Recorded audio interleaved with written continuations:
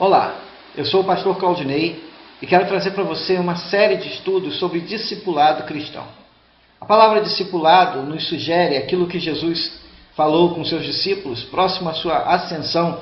Está registrado no capítulo 28 do Evangelho de Mateus, a partir do versículo 18. Diz assim: Então Jesus aproximou-se deles e disse: Foi-me dada toda a autoridade nos céus e na terra. Portanto, vão e façam discípulos de todas as nações, batizando-os em nome do Pai e do Filho e do Espírito Santo, e ensinando-os a obedecer a tudo o que lhes ordenei. E eu estarei sempre com vocês até o fim dos tempos.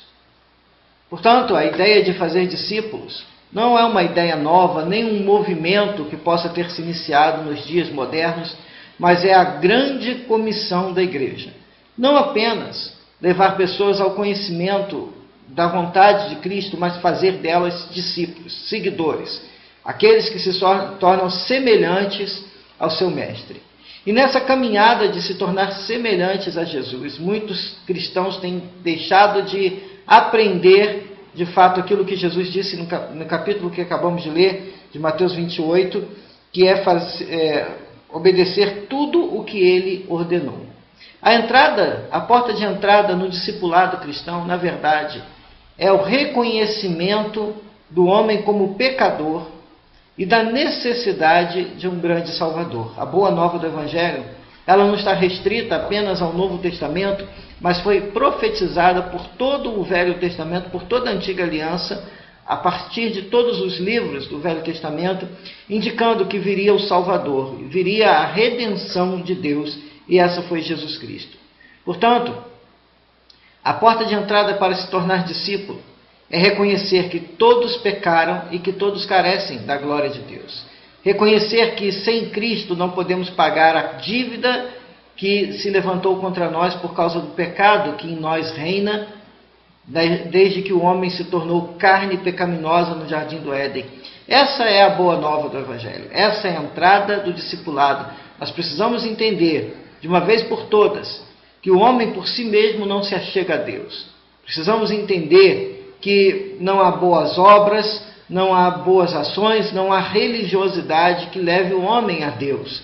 Não são as práticas aprendidas no discipulado que vão fazer com que alguém se torne um servo de Deus. A porta de entrada, portanto, nesse discipulado, é reconhecer Jesus Cristo como Salvador.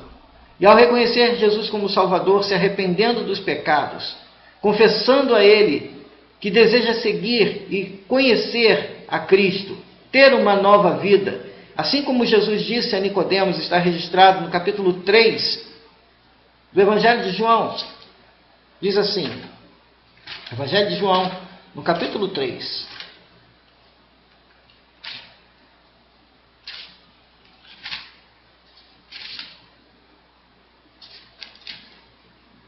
Versículo 16.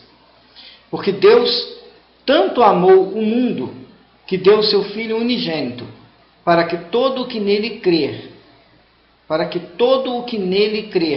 não pereça, mas tenha vida eterna.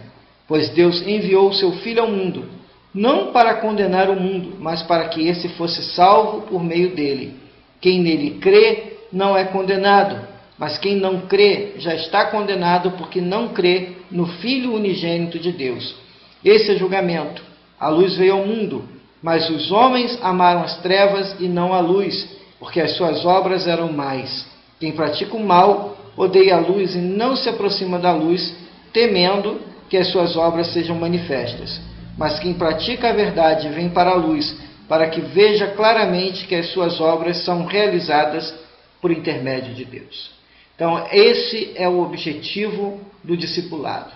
Fazer com que o homem entenda que o amor de Deus foi estendido a todos os homens que creem em Jesus. E, portanto, basta o homem recebê-lo. Mas receber a Jesus não é simplesmente um ato religioso. Receber a Jesus é lançar-se a um caminho de regeneração e permitir que o Espírito Santo de Deus faça a obra na nossa vida de tal maneira que possamos ser novos a cada dia, ser renovados a cada dia. Eu te convido a participar da série de estudos de discipulado. Eu te convido a participar comigo de todos os estudos que vamos dar início a partir de então. Se você ainda não tomou a decisão de seguir a Jesus como seu Senhor, entregue sua vida a Ele. Primeiro, Ele é teu Salvador, aquele que perdoa pecados, aquele que regenera, aquele que transforma, aquele que dá nova vida, aquele que nos justifica, aquele que nos traz a presença de Deus, nos fazendo filhos de Deus. Esse é o desejo de Deus para todos nós. Então acompanhe essa série de estudos e Deus te abençoe rica e abundantemente em nome de Deus.